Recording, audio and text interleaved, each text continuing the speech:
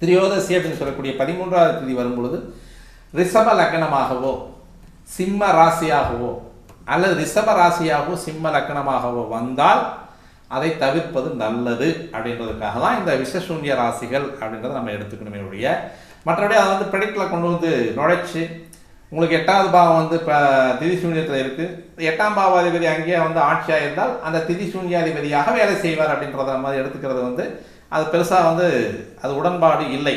பொதுவாக ஒரு ஜாதகத்தில் வந்து நிறைய பிரச்சனைகள் இருக்குது. பொதுவாக ஒரு நல்ல நாள் குறிக்கணும்னா கூட வந்து நிறைய பார்க்க வேண்டியது. ஒரு ராசி, அந்த ராசி நல்ல ராசியாக இருக்கா, அந்த நட்சத்திரம் வந்து அவருக்கு சூட்டபுளான நட்சத்திரமாக தாரையில் வந்துடும், ஜென்ம தாரையில் வரும். தாரையில் வந்து அந்த தாராபலன் பார்த்து அந்த தாராபலனுக்கு வரக்கூடிய ஒரு நாள் எடுக்கிறோம். அந்த நாளில் வந்து ஒரு குறிப்பிட்ட நாளில் ஞாயிற்றுக்கிழமையாக அவருக்கு வந்து ஒரு நல்ல நாள் குறிக்கிறதுக்கு எடுக்கிறோம்னு வச்சுக்கோமே, அன்றைக்கு விசாக நட்சத்திரம் ஓடக்கூடாது. அந்த விசாக நட்சத்திரத்திலிருந்து அவருக்கு குறிக்கக்கூடிய அந்த ஞாயிற்றுக்கிழமை இன்னொரு ஞாயிற்றுக்கிழமையாக இருக்குன்னு வச்சுக்கோமே, அந்த நாள் வரைக்கும் எந்த நட்சத்திரம் எவ்வளோ நட்சத்திரம் ஓடி இருக்குது, ஒரு 20 நட்சத்திரம் ஓடி இருக்குது அப்படின்னா அதை 7ஆல் வகுத்து 14 போக மீதி 6 வந்து நன்மையாக இருக்கும் அப்படின்ற மாதிரியான ஒரு அமைப்பில் எடுப்போம். முதல்ல வந்து நட்சத்திரம் நல்ல நட்சத்திரமாக எடுக்கிறோம், அது தாரைக்கு வந்து அவருக்கு ஒத்து வருதான்னு பார்க்குறோம், 2 4 6க்கு ஒத்து வருதான்னு பார்க்குறோம், 8க்கு ஒத்து வருதான்னு பார்க்குறோம். அதற்கடுத்து வந்து அந்த நாள் என்ன நாளோ அந்த நாளில் என்ன நட்சத்திரம் ஓடிட்டு இருக்கோ அந்த நட்சத்திரத்துக்கு வந்து விருத்த யோகம் அப்படின்னு சொல்லக்கூடிய ஒரு நாள் எடுத்து பார்க்குறோம்.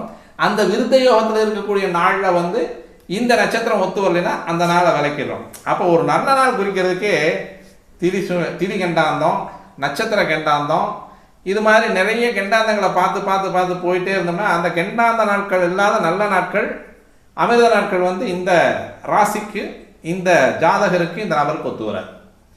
அப்போ நல்ல நாள் குறிக்கிறதுக்கு இவ்வளவு தூரம் பார்க்கக்கூடிய விஷயம் வந்து என்றையாவது ஒரு நாள் வந்து நமக்கு ஒரு நாள் நல்ல நாள் கிடைக்கும். அதுதான் எடுத்து நம்ம நல்ல காரியங்கள் செய்ய முடியும். இப்போ நல்ல நாள் குறிக்கிறதுக்கு எவ்வளோ பிரச்சனை அப்படின்னா இதில் கொண்டு போயிட்டு திதிசூன்யம், முடக்கு, லப்பை இது எல்லாம் பார்த்துட்டு இருந்தோம்னு வச்சுக்கோங்களேன், கண்டிப்பாக நமக்கு வந்து ஜாதக பலன்கள் வந்து தெளிவாக கிடைக்க குழப்பம்தான் மிஞ்சும். நிறைய குழம்பிக்குவீங்க.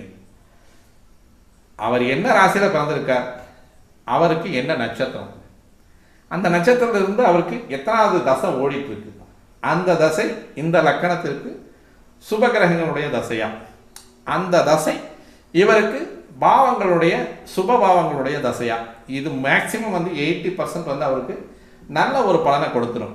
அதுக்கு மேலே போயிட்டு திரிசூன்யத்தை பார்த்து, அதற்கு மேலே போயிட்டு முடக்கு ராசிகளை பார்த்து, அதுக்கு மேலே போயிட்டு இந்த